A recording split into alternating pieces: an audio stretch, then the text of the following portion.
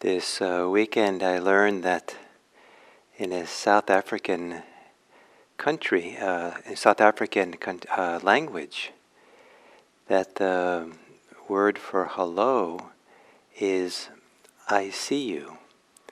And the African person who told me this, who speaks the language, said that I see you as a kind of opening impact. It's kind of a different way of connecting to people than saying hello, and this idea to be seen. And it is a little bit odd too. I can't see any of you that I'm speaking to, but I do see the chats, and I so much appreciate the greetings and the connection. And I sit down here and delighted to begin the mornings this way. So maybe in a figurative way, I see you and offer you my greetings. And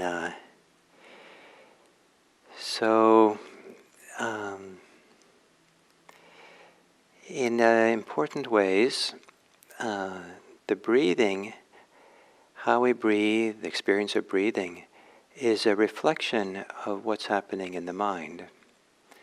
If the mind is tense, the breathing is tense. Certain emotions in the mind or in the heart stimulate the breathing in one way, and other emotions do it a different way. And it's also to some degree true of the body as a whole. There's something about when we sit down to meditate, some way in which we experience the body which does in fact express or mirrors what's happening in the mind. And it's kind of a profound thing to appreciate this or to actually see how this works. It's not obvious maybe on the surface.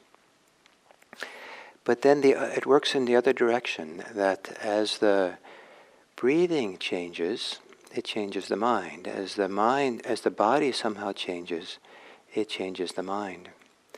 And I say this as we begin, as we often do, with relaxing the body as a way of entering into meditation.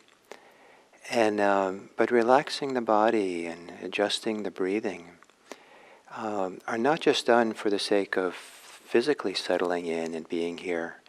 It also is a kind of an influence, a healthy, good influence on the mind or the heart. So for example, as we relax the body, perhaps that has maybe we feel a little bit safer. Maybe we feel a sense of safety, or at least less fear, or less anxiety, or less tension, less preoccupation. And as feeling less tension in the body, allow that to translate or to waft or influence the mind feeling less tense as well. And so the relaxing the body is part of also preparing the mind for meditation. And I'll talk more about this during the talk. So to assume a meditation posture and gently close your eyes. And with your eyes closed, to spend a little bit of time rocking back and forth, swaying back and forth, to see if you can find, just kind of stretch and kind of awaken your body a little bit and have a sense of your body in space. And then maybe feel the contact of your sitting bones if you're sitting against your cushion or chair. And then come to center, looking for a way of sitting that feels like your weight of your body is balanced in some way. If you're sitting upright, that the weight of your body is centered over the sitting bones. You're not leaning forward or not, your center of gravity is not behind you, but because you're leaning backwards. And then to take a few long, slow, deep breaths. Not only to feel your body more fully, but to establish the connection between the mind and the body more consciously. Kind of open the channels the communication between the mind and the body.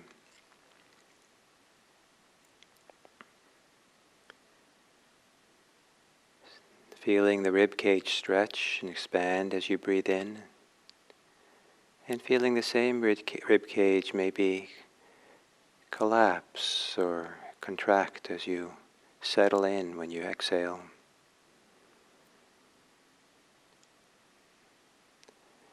And then as you exhale, long deep exhale, see if you can relax and soften your body.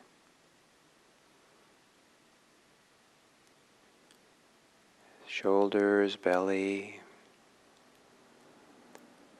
And as you take a long exhale and relax the body, let that have an influence on the mind, a quieting of the mind, a relaxing of the mind.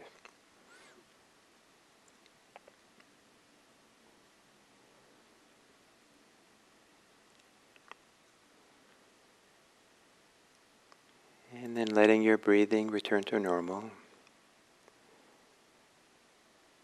And see that if we'll also do some more relaxing, and see if there's some way, maybe subtle way, that relaxing the body has an influence on relaxing the mind as well. So beginning by on the exhale, relaxing the muscles of the face.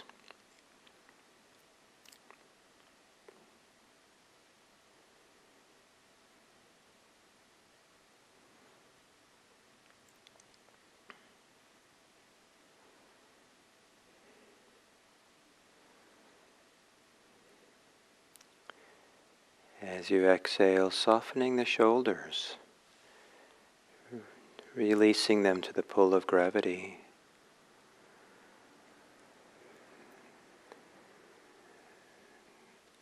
Maybe the weight of the arms encourages the shoulders to release a little bit.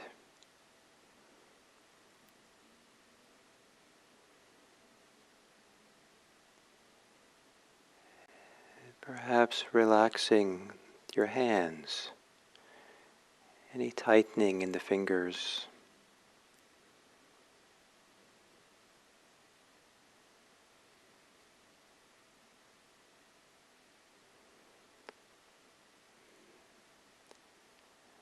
And as if the mind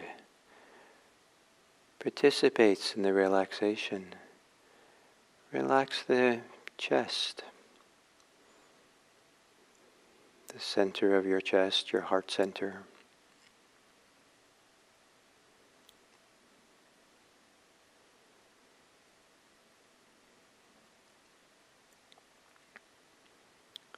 Softening the belly. And as it softens, a softening in the mind.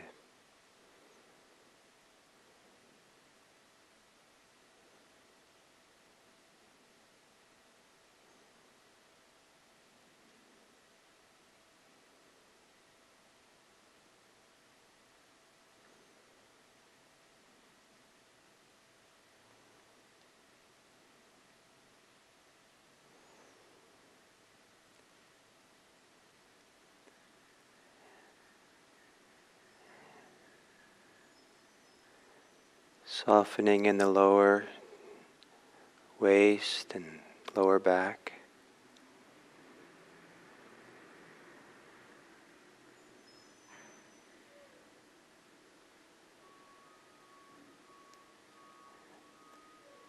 And relaxing the thighs.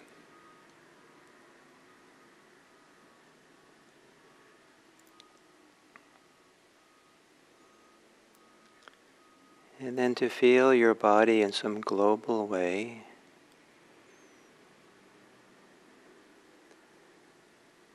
And then as you exhale, to relax the whole body, easing up in any way in which you're bracing yourself against life.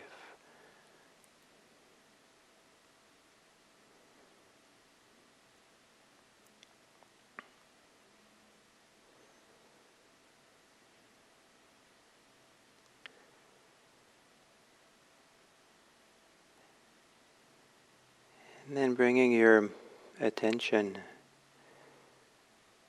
to your forehead, behind your forehead, in the area of the brain. Feeling any tension or holding, pressure that might be there. Agitation. And as you exhale, relax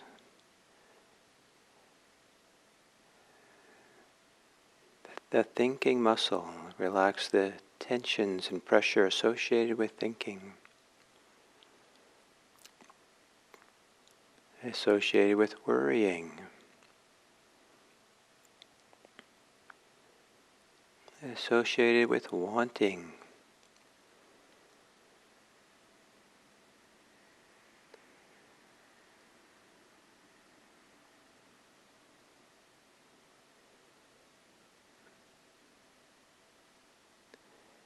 And then once again, feel the global body in whatever way that's easy for you,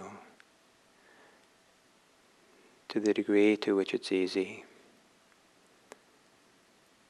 Perhaps you feel a subtleness or a tingling or aliveness, warmth, some energy coursing through your body. Maybe even you can notice some feelings of contentment or peacefulness in your body.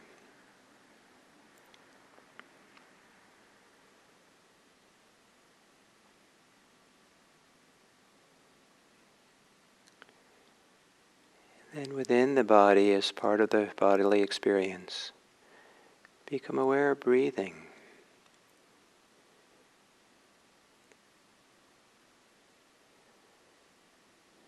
And gently, maybe slightly, at the end of the exhale, relaxing the breathings. Maybe you breathe, exhale a little longer.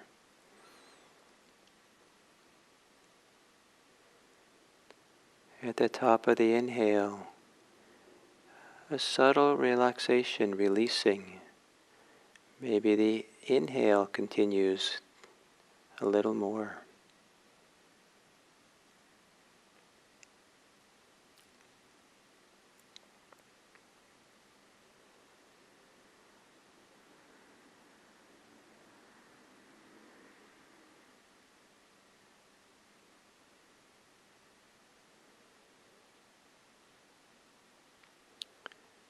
And then can you make some small adjustments to the breathing? So breathing is more pleasant, more enjoyable.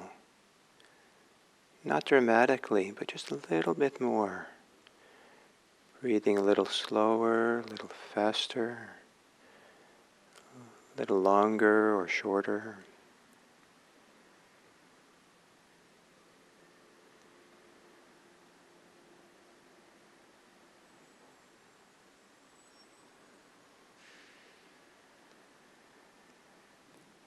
Looking for whatever subtle pleasure there is in your breathing.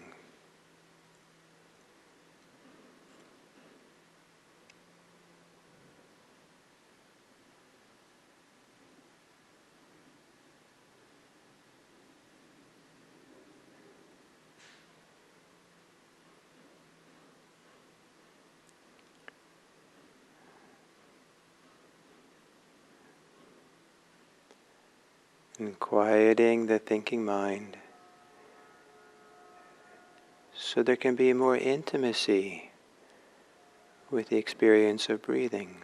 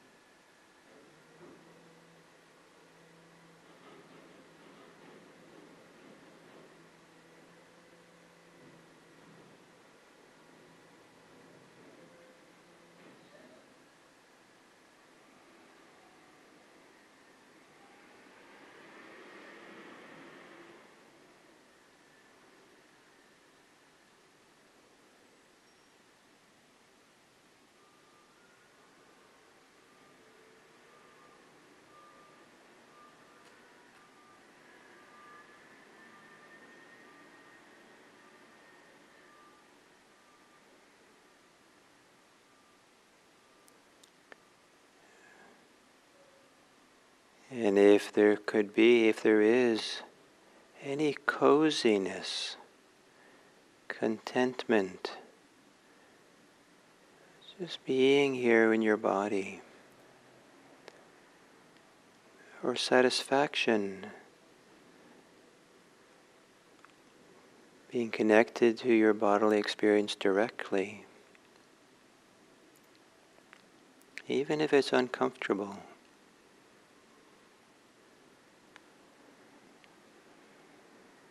Maybe you can allow the mind and heart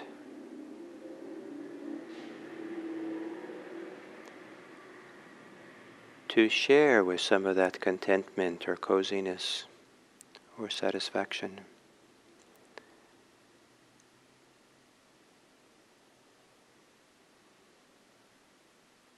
Content just to sit here, breathing in this living, pulsing body.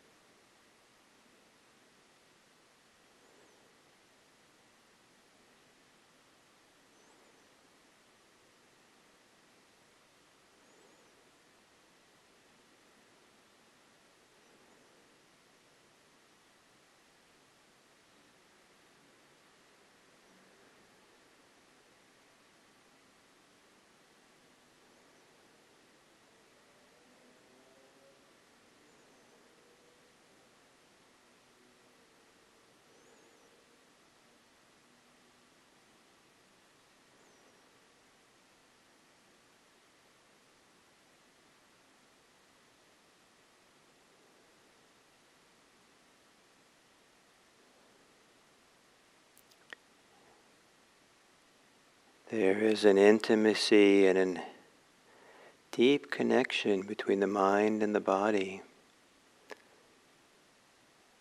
that functions more deeply or more clearly when the thinking mind is quieter,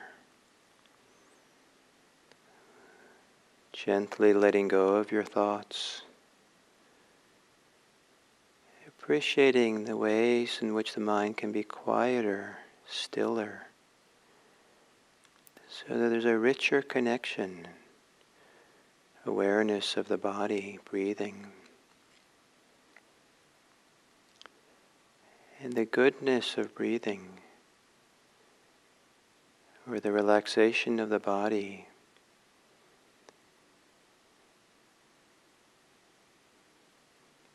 can have a nice influence on the mind.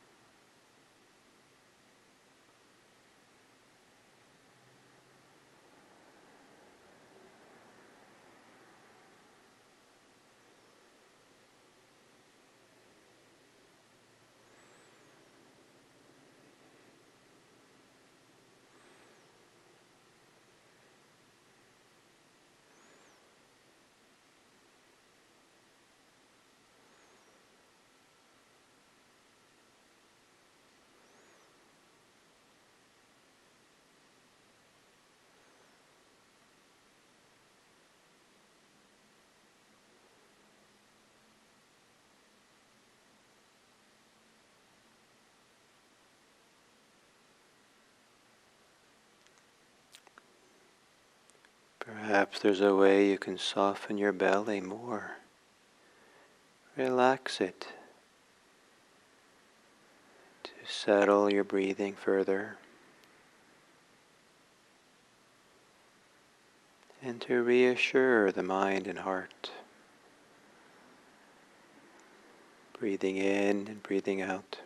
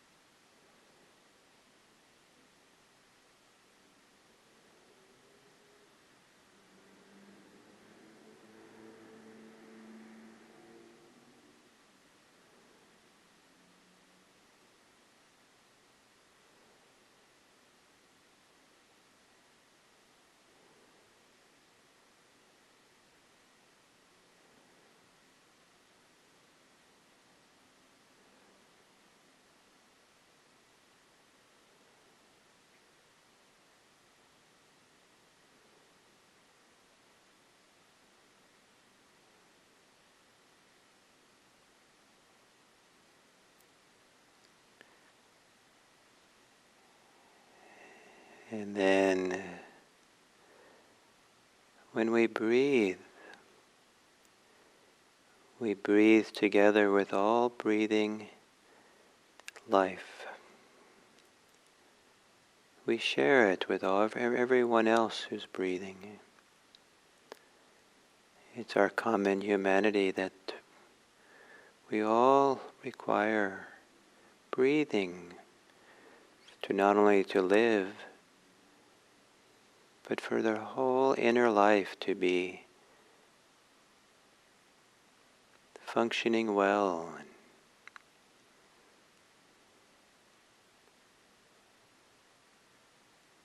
And while we might wish at the end of the sitting for all beings to be well and happy and free,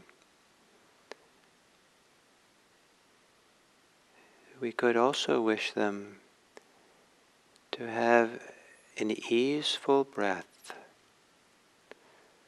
for their breathing to be easeful and comfortable. Relaxed, open breathing. Because this way of breathing is deeply connected to being happy and safe and free. May all beings have an easeful breath. May all beings breathe with reassurance and safety. May all beings feel delight with their breathing as they breathe. And may it be that we live together with other people so that we're not the cause and condition for their breathing to be tense, shallow, tight. May we be a condition and a cause to support others to breathe at ease, happily and peacefully. And perhaps we can coexist with an easeful breath, and the best in all of us has a chance to come forth. May all beings breathe peacefully.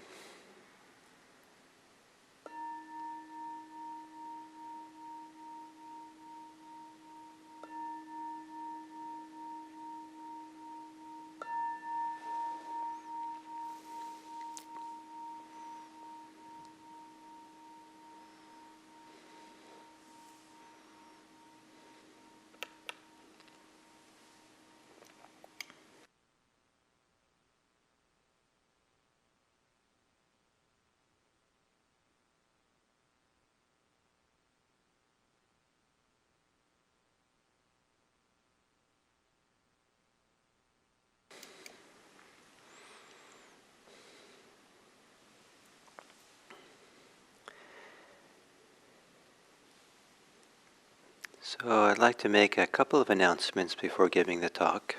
I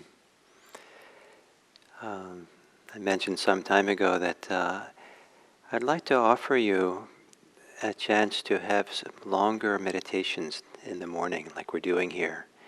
We've been doing this for a long time, and some of us together, and some of you are ready for sitting for more than 30 minutes. Some of you are, you're ready, and it would actually be helpful to have a little longer sit. And also for this topic of anapanasati, I think that mindfulness of breathing, having a little bit more practice with it and a little longer sitting would be good as well. And so what I'd like to do is in 2 weeks, I believe it's the 15th of February. On the 14th, I begin a retreat.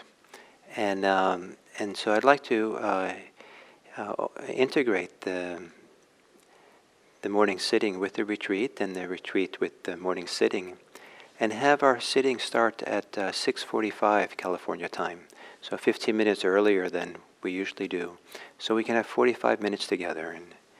And I'll still do the guided part, but there'll be more time for silence and for settling in. And I think this will also be very good because of the topics we're coming to. By then, I think we'll be maybe at steps 9 and 10, which has to do with aspects of really experiencing the mind, the citta. And so anyway, so that's coming up, and you can certainly join us at 7. There's no problem with that, I think. But if that's what your schedule allows, but that's the plan. We'll do that for 1 week. And so I'll announce that a few times to make sure people know about the change. And the other is that the retreat that I'm doing at that time, and the following retreat at the Insight Retreat Center, we've kind of arranged to have it's full, the retreats, but we're arranging to have spots for auditors. And if some of you would like to participate in the retreat, and have been, especially if you've been on a retreat before and know the basic routine of how to practice that way, you're welcome to sign up to be an auditor. And in doing so, you might. We have auditor teachers. We have a teacher for it that is available to have drop-in group discussions with the auditors, so they feel a little bit supported. And but that auditor teacher won't give any teachings; they'll just be there to support the auditors. So anyway, so some of you might want to do that and participate. And I think that the theme for that retreat starting on the 14th of February is refuge. And so we'll go through the idea of refuge as a wonderful topic itself, but also as a support for the deepening practice of meditation on retreat.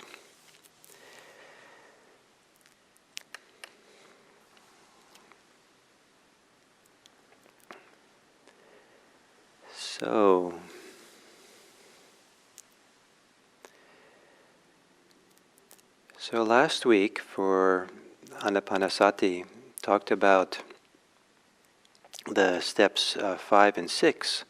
5 is breathing in, experiencing joy. Breathing out, experiencing joy. And then 6 is breathing in, experiencing happiness. Breathing out, experiencing happiness.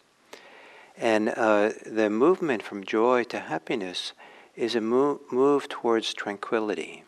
The mind, the body becoming more tranquil, where the joy factor is a little more energetic, and the happiness quality is more settled, more peaceful, tranquil, kind of sense of well-being. And that movement from something that's a little more energetic to this more tranquil is characterizes the whole process of deepening meditation in Buddhism. That we're going from coarser states to more refined, subtler states of being. We're going for more active ways of engaging. And as the mind settles down, we're moving towards a clarity and an alertness and a peacefulness that where there's things become, the mind becomes less active, more peaceful, more softer. And so the quieting of the mind, or quieting the activity, settling is kind of the movement we're going here. And that's kind of like, so the principle of going from coarse to refined, or more active to more tranquil states. And tranquil doesn't mean that we go asleep or that we become dull. The movement is to a tranquility that's quite alert or has a lot of clarity to it. But there's less activity, and it's a fascinating process to see this. And one of the things we start seeing is this relationship between the mind and the body. And so the first tetrad, steps 1 to 4, are kind of about the body, but it's not the physical body in and of itself. It's more the body that we experience, where the experience is very much influenced by what's going on in the mind. And there's a reciprocal relationship that as the body settles down, we get more focused on the body and it relaxes more. The fourth step is to relax the body. That also has a relaxing effect on the mind. And other effects, beneficial effects on the mind. It's reassuring for the mind. It brings a sense of safety to the mind, peacefulness to the mind, settledness, focus to the mind. It's easier to be in the present moment. And then we go into the second tetrad, now with steps 5, 6, 7, and 8, that now we're beginning to enter into the world of the mind that is not separated from the body. These two are interlinked. But we're moving into the area of the mind. And the qualities of joy and happiness are a bridge between this, because the joy and happiness is felt in an embodied way. But it's just very much influenced by the concentration level of the mind, the focus of the mind, the peacefulness of the mind. And then there's a reciprocal relationship. As there's more joy and happiness that courses through the body, then that reassures the mind more. And a reassured mind will feel like it doesn't need to think so much and ruminate so much, and can get quieter. So kind of this bridge with joy and happiness between the body and the mind is really worth lingering with and developing. And I know it's a little hard for oftentimes to feel joy and happiness in short notice and just will it up like that. But even if you don't feel this during this time, when this section of the practice, it's maybe just imagine it, or not imagine you're having it, but develop a kind of a intuitive sense of it, or learn these teachings, and sooner and later, hopefully, you'll recognize a little bit this meditative embodied joy, happiness, well-being that can happen as we practice. And some people are surprised or delighted that they're given permission to feel pleasure in meditation, permission to feel joy and happiness. And definitely, this is really considered to be a very important foundation for moving forward. In many, many places in the suttas, the Buddha actually describes a process of deepening practice that is called the gladness sequence, or the gladness pentad, because there's 5 steps. And these are acquiring gladness in meditation. And then the description is very kind of intransitive or passive. It's like we're not doing the next steps. They just flow. As one becomes mature, it flows into the next, flows into the next. We do our practice, and the practice begins practicing us. Something begins shifting and changing, and we don't have to be so responsible except to be really present for the experience. So with the gladness, there arises joy. With the joy, when it's mature, there arises a tranquility of the body. With the tranquility of the body, there arises happiness. And with the arising of happiness, with the maturity of happiness, there arises concentration, unification, being really unified and sitting and feeling very whole here in the present moment. And this wonderful kind of pattern, the gladness sequence, gladness, joy, tranquility, happiness, and concentration, unification, samadhi. Now what's interesting and what I want to emphasize today is the first step is feeling a sense of gladness. And the gladness comes from being inspired by something.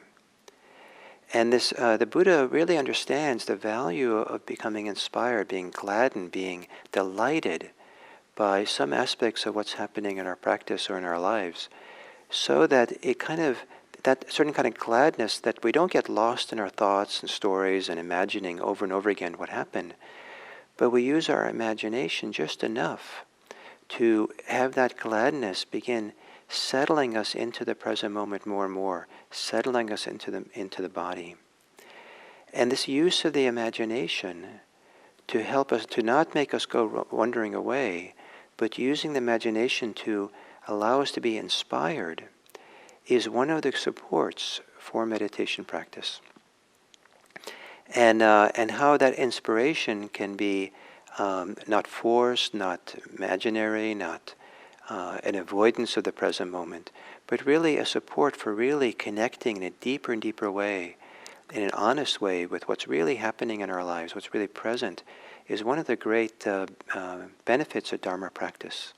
To be able to be present, even for difficult things, with some form of well-being, some form of maybe sometimes joy, delight, gladness, that holds it all, not to be removed from the challenges and suffering of life, but to really, in some sense, be receptive to it in a really deep way, and not be a victim of it, not be oppressed by it, but to have compassion and love as a possible response.